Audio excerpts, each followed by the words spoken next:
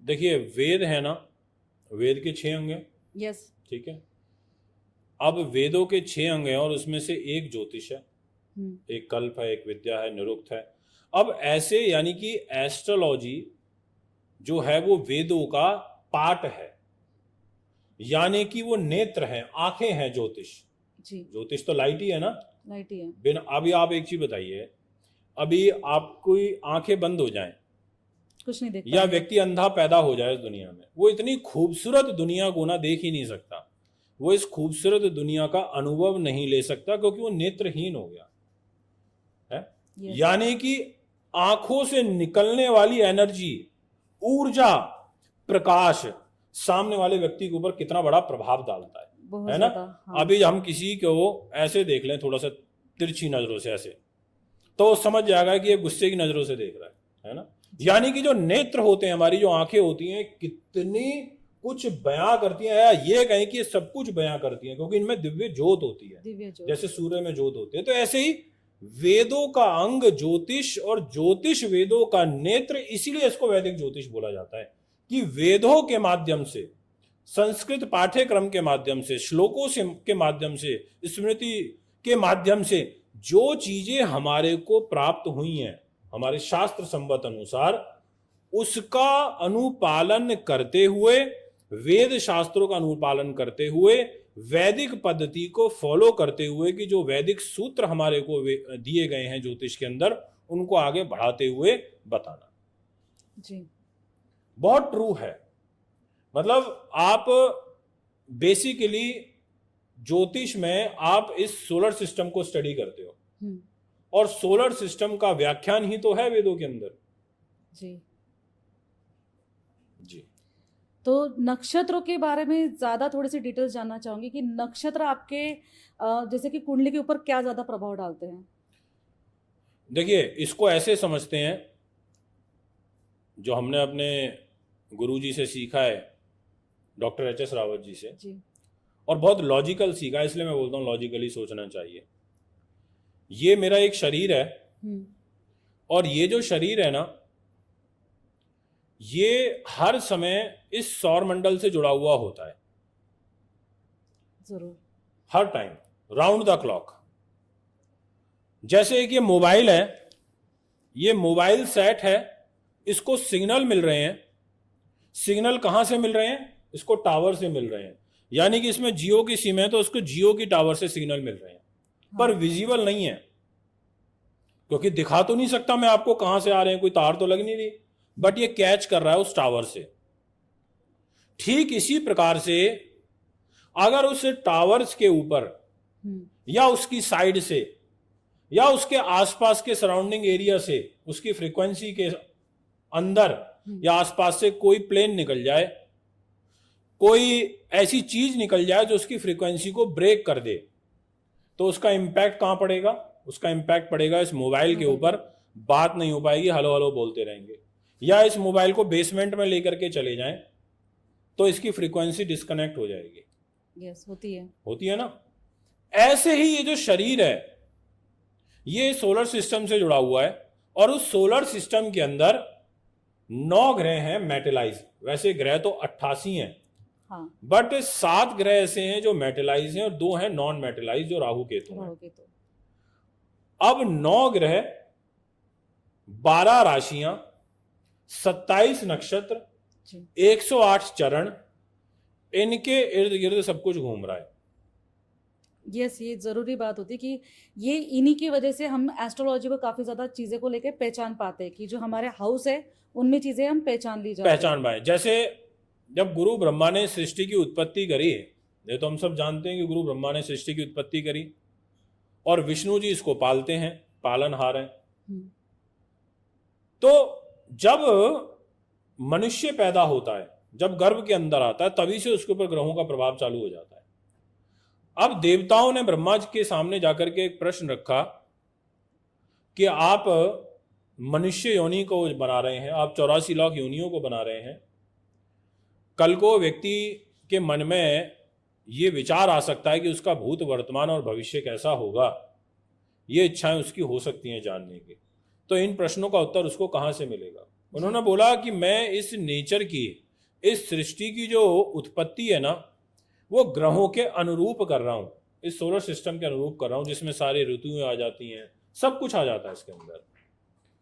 और हमारे को ग्रह दे दिए, ग्रह यानी कि देवता दे दिए, देवताओं को जिम्मेदारी दे दी। जैसे मंगल को देवी तो बोलते हैं, जी। शनि को देवी तो बोलते हैं, सूर्य को देवी तो बोलते हैं, शुक्र देव शुक्र है ना, गुरुदेव। तो ऐसे ये सब देवताओं को जिम्मेदारी दे दी। अब बात आती है राशियों की और नक्षत्र की। इसको मैं ऐसे समझाता हूं शॉर्ट में कि ये शरीर अभी 12 हिस्सों में डिवाइड है जी। और 12 राशियां हैं। हाँ। जैसे मेष राशि सर को प्रभावित करती है, वृष मुख को करती है, मिथुन गले को करती है, कर्क छाती को करती है, सिंह पेट को करती है। ऐसे नीचे नीचे हमारा 12 हिस्सों में शरीर डिवाइड हो गया। डिवाइड हो गया।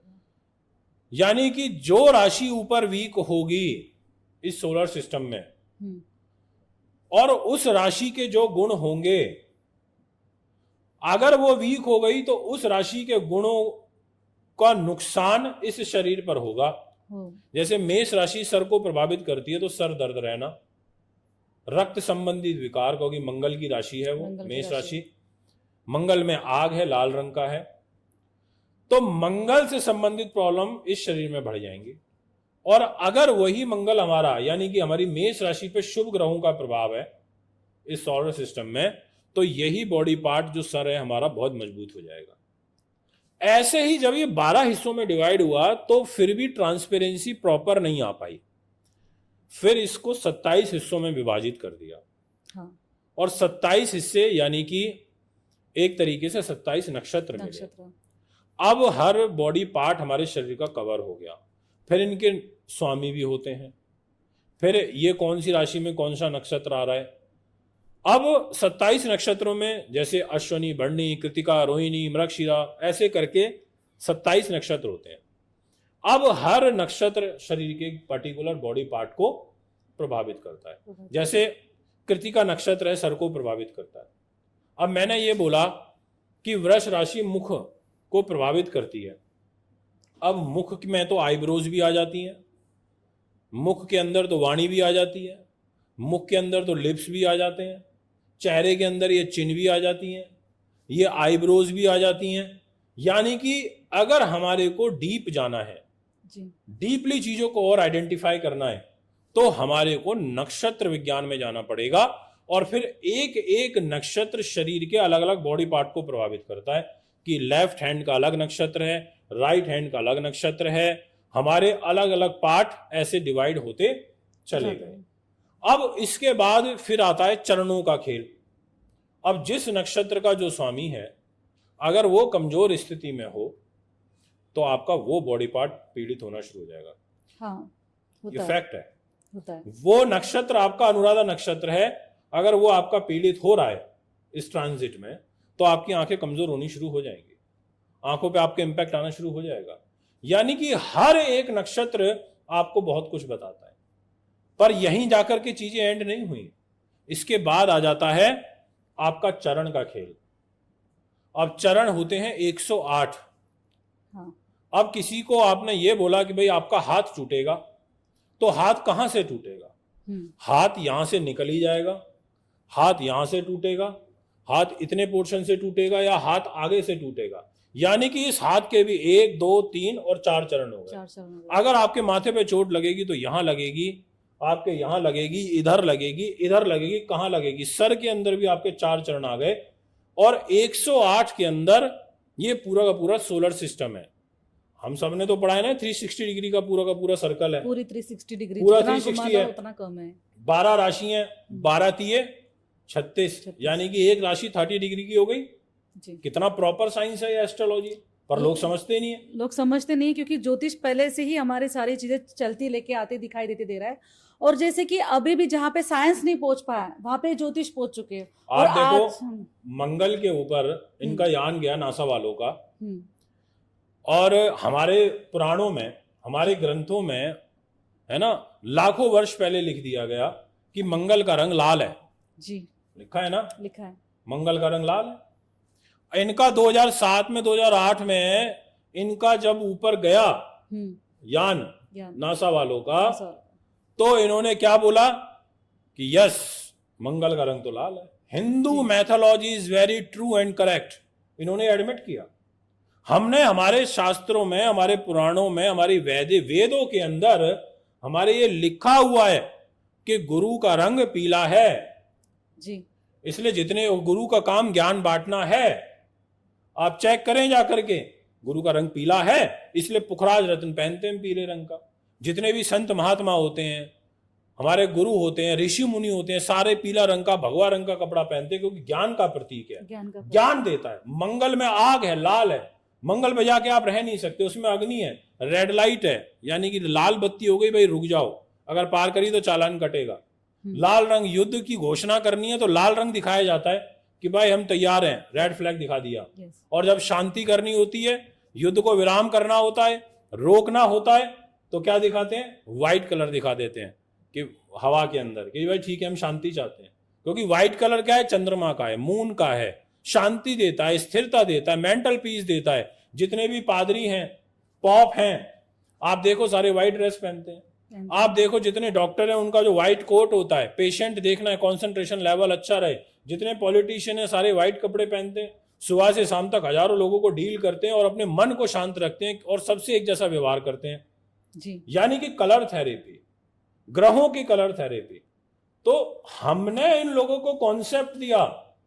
पहले उड़न खटोला होते थे, हम नाटकों में देखते थे, जी। बचपन में छोटे थे, सीरियल्स आते थे डीडी न्यूज पर, डीडी वन पर, इन पर, नेशनल है ना, चैनल पर। कि भगवान राम जा रहे हैं, या रावण आया उड़न खटोले पे सीता मैया को लेकर के चला गया, है ना। ये सारे के सारे विचार हमारे शास्त्रों से, हमारे पुराणों से निकले हुए हैं। तो एरोप्लेन आ गए फिर आगे जाके। जी।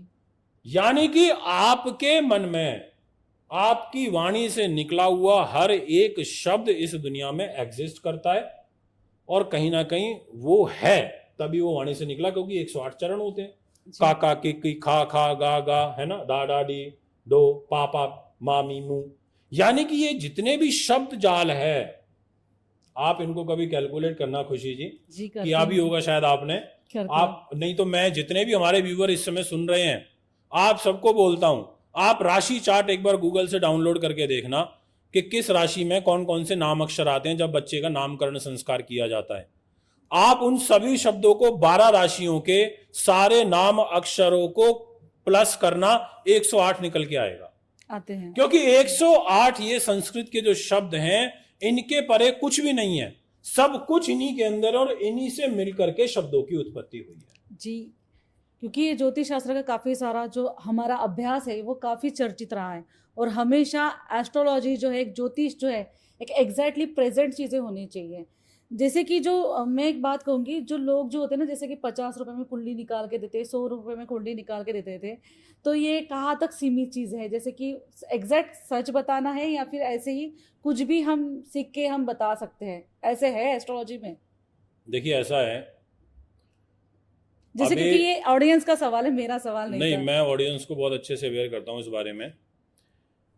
अभी आपको कोई प्रॉब्लम है जी, अभी कोई प्रॉब्लम आ गई एकदम से आपकी लाइफ के अंदर, तो आप उस प्रॉब्लम के उत्तर को उस कंप्यूटर की बनाई हुई कुंडली के अंदर आइडेंटिफाई करोगे, या आप किसी ज्योतिषी के पास जाओगे?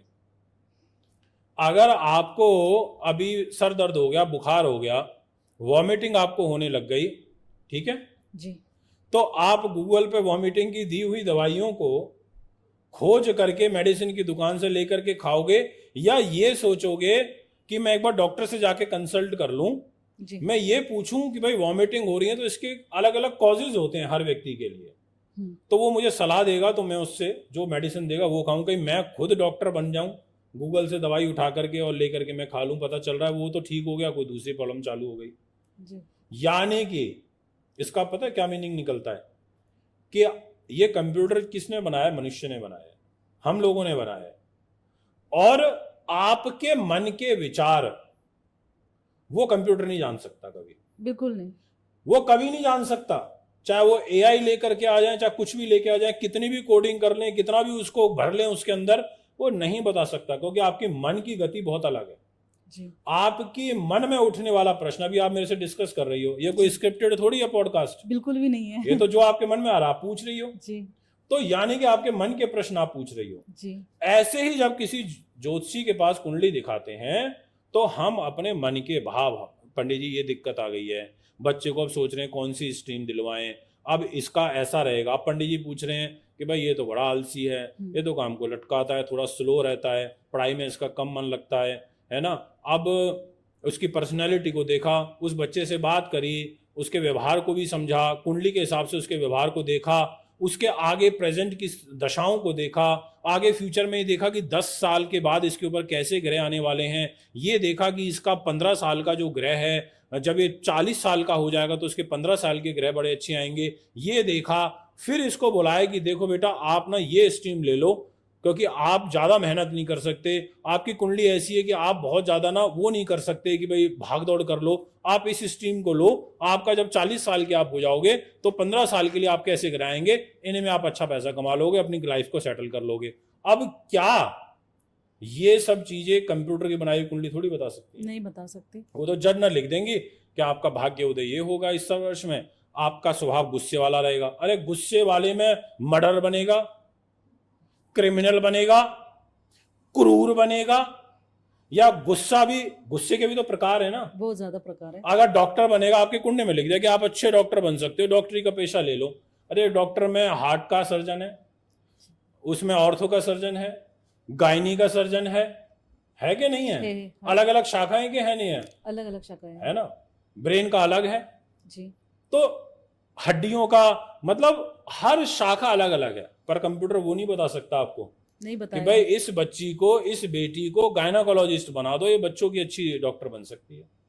इसलिए मेरा ऐसा मानना है कि कुंडलियां जर्नली तौर पर तो ठीक हैं जी कि भाई होनी चाहिए, कि आप खुद देख लो कि भाई ये चार्ट है, ये नवांश हैं, ये दशाएं, ये हैं, वो हैं, बट भविष्य का वक्ता तो एक अच्छा ज्योतिषी ही हो सकता है, वही भविष्य को बता सकता है। जी काफ़ी सारी चीज़ों का ज्ञान आपकी तरफ से मिला है।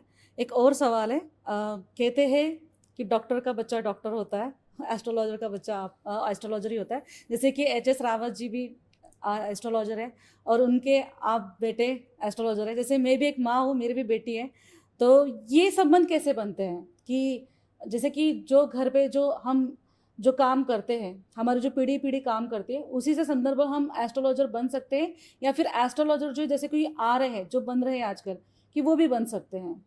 नहीं, एस्ट्रोलॉजर का इससे लेना देना नहीं है कि भाई उनके पिता ये हैं, बहुत सारे डॉक्टर ऐसे हैं उनके बच्चे डॉक्टर नहीं है। बहुत सौ उनकी यही पीड़ा है, वो कुंडली दिखाने आते तो यही कहते हैं कि पंडित जी हमने तो हॉस्पिटल बना दिया, इतना बड़ा हॉस्पिटल बना दिया, अब बच्चा संभालना नहीं चाहता। वो कहता मुझे तो डॉक्टर नहीं बनना, मुझे तो आईएएस बनना है जी। तो इसका इस चीज से लेना देना नहीं है। बहुत सारे ज्योतिषी ऐसे हैं, बहुत सारे एस्ट्रोलॉजर राज ज्योतिषी हैं जो राजघराने से ज्योतिष का सलाह देते आ रहे हैं राजा महाराजाओं को, बट उनके बच्चे उस विरासत को नहीं संभाल पाए, वो उस हिसाब से नाम नहीं कमा पाए। ऐसा नहीं है, ये कुंडली के योग होते हैं। हाँ। ये कुंडली के ग्रह योग हैं कि आपकी कुंडली में ज्योतिषी बनने वाले योग हैं कि नहीं है। अब मैं इस एस्ट्रोलॉजी की फील्ड में आ गया, वो ऐसे आ गया कि कुछ योग कुंडलियों में ऑलराउंडर किस्म के भी होते हैं। आपने देखा होगा बहुत सारे लोगों को बहुत अच्छी एक्टिंग भी कर लेते हैं जी, फिर बाद में एक्टिंग छोड़ के पॉलिटिक्स में आ जाते हैं, और एजुकेशन ली हुई होती है डॉक्टरी की, है ना। बहुत सारे नहीं कि डॉक्टर बने, फिल्म लाइन में गए, मॉडलिंग करी, एक्टिंग करी, फिल्में करी, अच्छी फिल्में करी, और उसके बाद कहाँ गए लास्ट में? पॉलिटिक्स में। अब सांसद बन गए और देश की सेवा कर रहे हैं। यानी कि आपकी कुंडली में भी ऐसा हो सकता है जी कि आप ऑलराउंडर किस्म के हो सकते हैं। मेरी कुंडली ऐसी है जी कि उसमें एक अच्छा आर्टिस्ट भी छुपा हुआ है।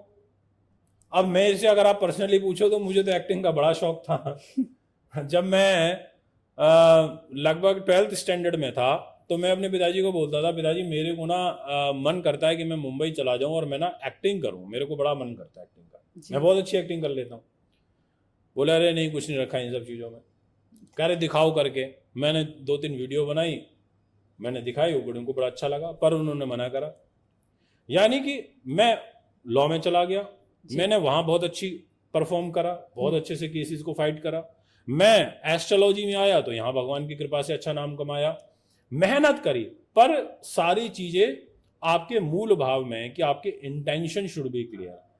अगर आप लाइफ में बहुत आगे बढ़ना चाहते हो, बहुत नाम कमाना चाहते हो, जी तो आपको अपनी ऑरा को मजबूत करना होगा और आपको अपने विचारों को शुद्ध रखना पड़ेगा, आपको अपने खान पान पे ध्यान देना पड़ेगा, इन सब चीज़ों को साथ लेकर के आपको चलना पड़ेगा, ताकि आपकी आत्मा जितनी प्योर होगी उतना आपका जो व्यक्तित्व है प्योर होगा और वो चीज़ आपके चेहरे के अंदर दिखाई पड़ेगी। जी जैसे कि अभी हाल फिलहाल लगभग 15 से 20 दिन हो चुके हैं कि जो लोग जो है ना, एक सभा चल रही थी, संत सभा, जिनमें जो है कि 1.25 लाख जो लोग जो है जिनकी डेथ हो गई पैर छूने के कारण, तो वो मिथ क्या है और वो चीज़ें कैसे हो चुकी है, क्या चीज़ें थी कि जिसके देखिए, कारण ऐसी ऐसा चीज़ें है, हुई है?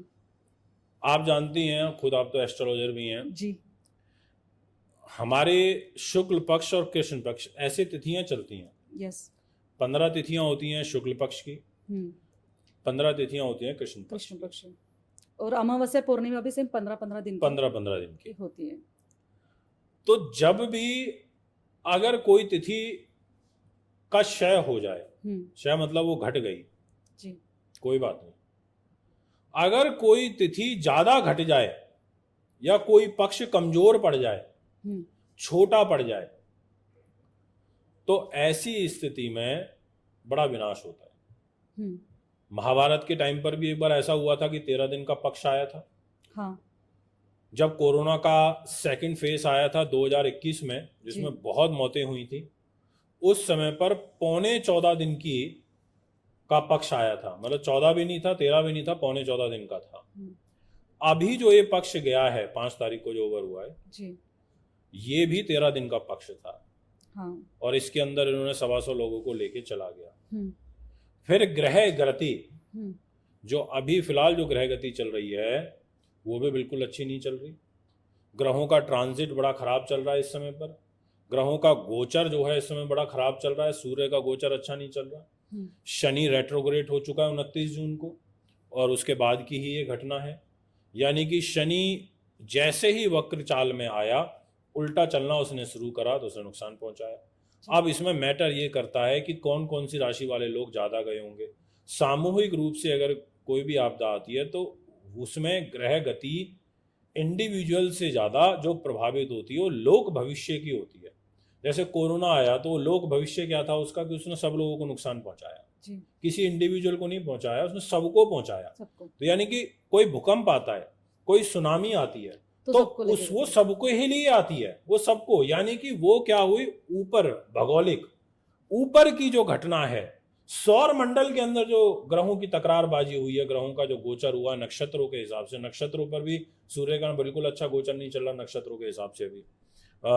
तो ये इस प्रकार की परेशानियां तब आती हैं। अब जैसे शनि की नीच दृष्टि मेष राशि पे पड़ रही है, कुंभ राशि में है वो, जैसे ही वक्री हुए जी उनकी और ज्यादा तीसरी दृष्टि का प्रभाव बढ़ गया, क्योंकि वो लगभग 25.25 डिग्री के से थोड़े से कम पर वक्री हुए थे शनि ग्रह। तो मेष राशि पे उनकी नीच दृष्टि, बड़ा बुरा प्रभाव, अच्छा नहीं होता। मेष राशि को उन्होंने बड़ा नुकसान पहुंचाया। ऐसे ही कुछ राशियां हैं जिनको बहुत नुकसान पहुंचा, जैसे राहु है, उसकी पंचम दृष्टि कर्क राशि पर है जी, वो अच्छा नहीं है बिल्कुल भी। तो इसमें कर्क राशि वालों को ज्यादा नुकसान हुआ होगा जो गए होंगे। मेष राशि वाले जो हैं वो इस टाइम पीरियड में चले गए होंगे काफी लोग।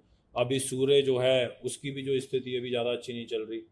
अभी आगे वाले टाइम में वो कर्क में भी आएगा, फिर जब सिंह में आएगा तो स्थिति में सुधार होगा। तो जो राहु केतु का ट्रांजिट है वो इस समय खराब चल रहा है। ओके, तो एक लास्ट सवाल हमारा, कि जैसे कि ज्योतिष हम हैं और ज्योतिष के माध्यम से एक चीज़ ये कहूँगी कि आपको आने वाला फ्यूचर क्या दिखता है भारत का पॉलिटिक्स के माध्यम से? देखिए, ये इस प्रश्न का उत्तर मैंने पहले भी दिया था, करीब 6 महीने पहले भी एक सम्मेलन में, और इसका उत्तर ये बनता है कि अगर भारत की कुंडली से देखा जाए जी, और तो देश का जो भविष्य है वो तो अच्छा है, पर अभी फिलहाल लगभग 1 साल देश का भविष्य खराब है, अभी से 1 साल। और सन 2028 में, 2027 में और 2029 जी, ये जो लगभग 2.5 साल रहेंगे, 2027 में जून के बाद से 2.5 साल, ये हमारे देश के लिए विपत्ति कारक रहेंगे। जी, उसके आगे हमारा देश का भविष्य बहुत अच्छा है। अगर पॉलिटिकल दृष्टिकोण से देखें तो हमारे देश के प्रधानमंत्री जो हैं अभी, उनकी गृह स्थिति अच्छी नहीं चल रही। मैंने गाइड भी किया था इंडिविजुअली भी, और मैंने अपने इवेंट में भी एक में कहा था कि उनके ऊपर इस समय शनि का प्रभाव चल रहा है। उनकी वृश्चिक राशि है, शनि की ढैया का प्रभाव चल रहा है, और उनके शनि की ढैया चलने के कारण और शनि की नीच दृष्टि उनके छठे भाव में चल रही है ट्रांजिट के अंदर। शनि अभी उनके 4th हाउस पर है, जो कि सुख साधन, प्रॉपर्टी, राजनीति का होता है। तो शनि स्वग्रही तो है कुंभ राशि में, तो उसने सरकार तो बनवा दी, प्रधानमंत्री तो बना दिए, जनता का प्यार तो दे दिया, क्योंकि कुंभ राशि में जनता के घर में बैठा है, राजनीति के घर में बैठा है, तो पॉलिटिकल सफलता तो दे दी। बट शनि की तीसरी दृष्टि जा रही है छठे भाव पर, शत्रुओं के घर पर। आप तो जानते ही अच्छे से कि छठा भाव शत्रुओं का होता है।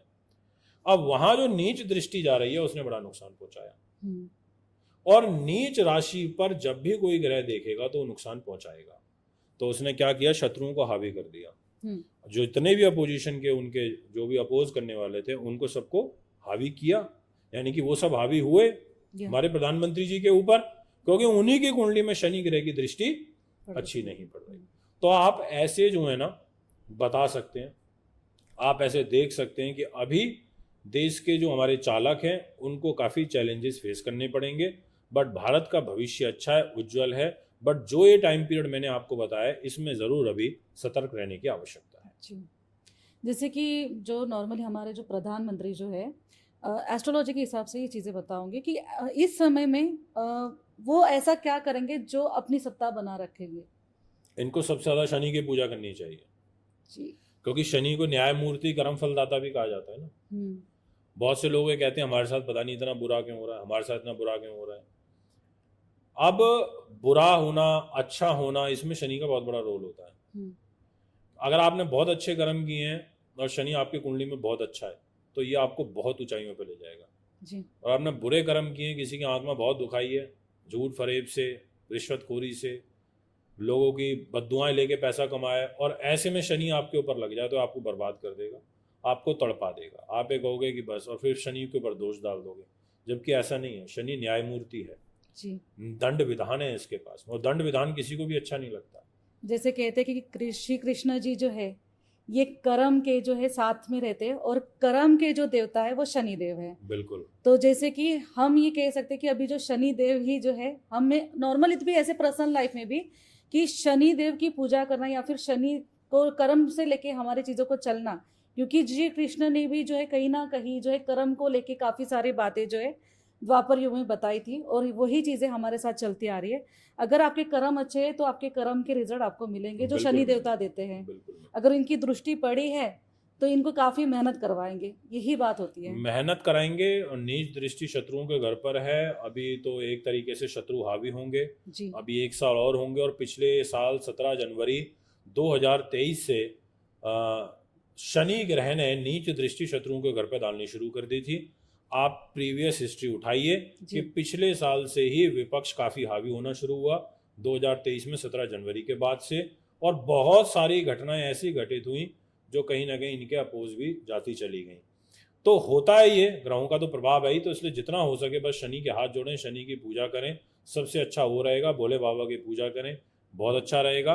और बाकी बहुत सारी चीज़ें हैं, और मैं यही कहना चाहूँगा कि बस अपने सभी युवा साथियों से, युवा ज्योतिषियों से, जितने भी लोग हमारे इस पॉडकास्ट को सुन रहे हैं, और विशेष रूप से जो ज्योतिषी सुन रहे हैं, जो इस रास्ते पर आना चाहते हैं एस्ट्रोलॉजी के, तो बस मैं ये कहूँगा, सच के साथ रहिए, ईमानदारी से काम करिए, सच्चाई के रास्ते पर चलते रहिए, लोगों का भला करने की सोच से काम करिए, दुआओं को इकट्ठा करिए, लोगों का आशीर्वाद लीजिए, क्योंकि आपके साथ ना लास्ट में यही जाने वाला है और कुछ नहीं जाएगा।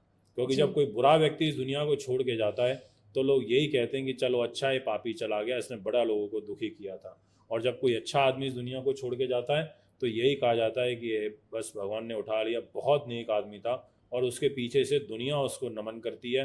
नतमस्तक होती है, और ऐसे उदाहरण हमारे सामने हैं। जी, यही कर्म है और यही कर्मा से जो है हमारी सारी चीज़ें चलती है। बिल्कुल। आपसे मिलके सच में बहुत अच्छा लगा। काफ़ी सारे जो है आज मैं चाहती हूँ कि आपको सारे सवालों के जवाब मिल चुके होंगे कि जो एस्ट्रोलॉजी के बारे में आपके मन में जो भ्रम थे, जो मीथ थे, वो मुझे लगता है कि आई होप इस पॉडकास्ट से आप सब लोगों को खुशी मिले। और हम ऐसे ही और पॉडकास्ट करते रहेंगे। मनविंदर रावत से फिर से मुलाकात हो हमारी, मैं ऐसी ही मुलाकात फिर से इनके साथ करना चाहूँगी। और बहुत सारी चीज़ें हमारी और भी बाकी है जो हम नेक्स्ट पॉडकास्ट में भी करेंगे। और सच में आपके साथ सच में बहुत जी, अच्छा लगा। बहुत-बहुत बहुत धन्यवाद। सारी चीज़ें, बहुत सारा ज्ञान का भंडार जो आप में है। तो ऐसे भंडार जो है ना, ऐसे भंडार हर किसी में होना चाहिए। अगर एस्ट्रोलॉजी में अगर आप आए हैं तो बहुत कूट के इनमें ज्ञान का भंडार है। आप जितना स्टडी करोगे, मैंने जहाँ तक देखा है कि आप जितना स्टडी करोगे उतना कम है। इस एस्ट्रोलॉजी में इतनी सारी चीज़ें पड़ी है कि आप एक कुंडली भी निकालो ना, उसमें बहुत सारी चीज़ें आप बता सकते हैं। तो एस्ट्रोलॉजी प्योर है। अगर आपकी सोल प्योर है, आपकी इंटेंशन अच्छी है, आपका काम करने का तरीका अच्छा है, हर काम की चीज़ें सेम ऐसी है। तो ऐसी एस्ट्रोलॉजी भी फील्ड्स है और हम ऐसे पॉडकास्ट जो है आपके लिए नए नए लेके आते रहेंगे। ऐसे ही आप हमारे साथ एस्ट्रो डिवाइन यूनिवर्स के साथ मनविंदर रावत जी का जो यूट्यूब चैनल पे जो हम जो है लिंक छोड़ दे रहे हैं डिस्क्रिप्शन बॉक्स में, इनकी लिंक्स रहेगी, आप इनके वीडियोस देख सकते हैं। इनके वीडियोस काफ़ी अमेजिंग और काफ़ी अच्छी जानकारी, अच्छे नॉलेज, इनका कहीं ना कहीं गोचर से लेके रिलेटेड चीज़ें आपकी होती है। इनका यूट्यूब चैनल जो है ये कभी भी टिप्स नहीं बताते आपकी। बताता हूँ बट कम कम बताता हूँ, नहीं, क्योंकि बहुत मैं कम थोड़ी वैसी टिप्स कम नहीं, बताता हूँ। बहुत जैसे कि हमारे डॉक्टर एच.एस. रावत जी, जी, उनके साथ भी हम एक पॉडकास्ट करेंगे, जरूर बिल्कुल करेंगे। बिल्कुल करिए। उनका भी ज्ञान का भंडार उनसे ही जो है इनके पास आया है। और जैसे कि मैं भी उनके साथ काफ़ी ज़्यादा कम्युनिकेशन करती हूँ रावत जी से, तो उनके साथ भी हमारा पॉडकास्ट होगा और हम आपके साथ भी ऐसे पॉडकास्ट करते रहेंगे। और अगर आपको हमारी ये पॉडकास्ट अगर काफ़ी ज़्यादा अच्छा लगा है तो प्लीज़ फॉलो करना ना भूलें और सब्सक्राइब करना ना भूलें। जी नमस्कार। जी, नमस्कार सभी श्रोताओं को।